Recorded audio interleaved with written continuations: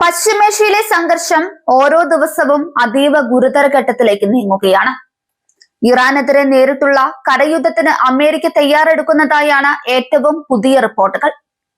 ഇതിന്റെ ഭാഗമായി 3500 മറൈൻ സൈനികരടങ്ങുന്ന പ്രത്യേക ദൗത്യ സംഘം പശ്ചിമേഷ്യയിലെത്തിയതായി US സെൻട്രൽ കമാൻഡ് സ്ഥിരീകരിച്ചു.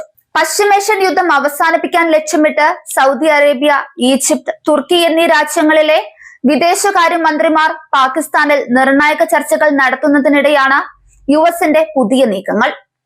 ഇറാനെതിരെ സമ്പൂർണ്ണ അധിനിവേശത്തിന് പകരം ആഴ്ചകൾ മാത്രം നീണ്ടു നിൽക്കുന്ന കൃത്യമായ സൈനിക നീക്കത്തിനാണ് പെന്റഗൺ പദ്ധതിയിടുന്നത്.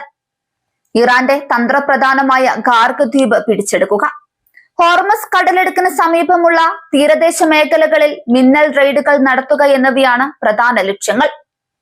വാണിജ്യ കപ്പലുകളെയും അമേരിക്കൻ യുദ്ധക്കപ്പലുകളെയും ഭീഷണിപ്പെടുത്തുന്ന ഇറാന്റെ ആയുധ ശേഖരം തകർക്കുക എന്നതും ഈ ദൗത്യത്തിന്റെ ഭാഗമാണ്. അമേരിക്കയുടെ നീക്കത്തിനെതിരെ കടുത്ത ഭാഷയിലാണ് ഇറാൻ പ്രതികരിച്ചത്. ഇറാന്റെ മണ്ണിൽ കാലുകുത്തുന്ന അമേരിക്കൻ സൈനികർ കത്തിയെരിയുമെന്നും തിരിച്ചടി അതിരൂക്ഷമായിരിക്കുമെന്നും Iran parliament speaker Mohammad Bagher Ghalibaf പ്രഖ്യാപിച്ചു.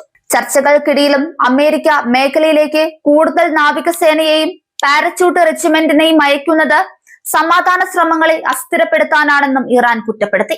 യമനിലെ ഹൂതി വിമതർ ഇസ്രയേലിലെ തന്ത്രപ്രധാനമായ സൈനിക കേന്ദ്രങ്ങൾക്ക് നേരെ മിസൈൽ ആക്രമണം നടത്തി യുദ്ധത്തിൽ ഔദ്യോഗികമായി പങ്കുചേർന്നത് അന്താരാഷ്ട്ര സമൂഹത്തെ ആശങ്കയിലാക്കിയിട്ടുണ്ട്. ചെങ്കടലിലെയും ബാബൽ മന്ദബ് കടലിടുക്കിലെയും കപ്പൽ ഗതാഗതം തടസ്സപ്പെടാൻ സാധ്യതയുള്ളതിനാൽ ആഗോള എണ്ണവില കുതിച്ചുയരാൻ സാധ്യതയുണ്ട്. അമേരിക്കയുടെ F-16 യുദ്ധവിമാനത്തെ ആക്രമിച്ചതായി ഇസ്ലാമിക് റവല്യൂഷണറി ഗാർഡ്സ് കോർപ്സ് അറിയിച്ചിരുന്നു.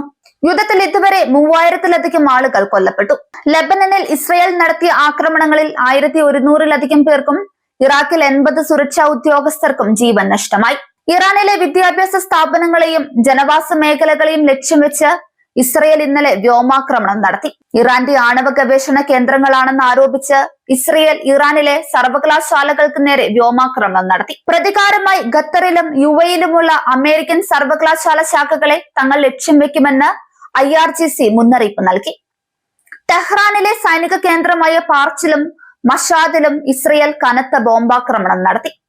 ഇതിനിടെ ബഹ്റൈനിലെ അലുമിനിയം പ്ലാന്റിന് നേരെ തങ്ങൾ ആക്രമണം നടത്തിയതായി IRGC അവകാശപ്പെട്ടു.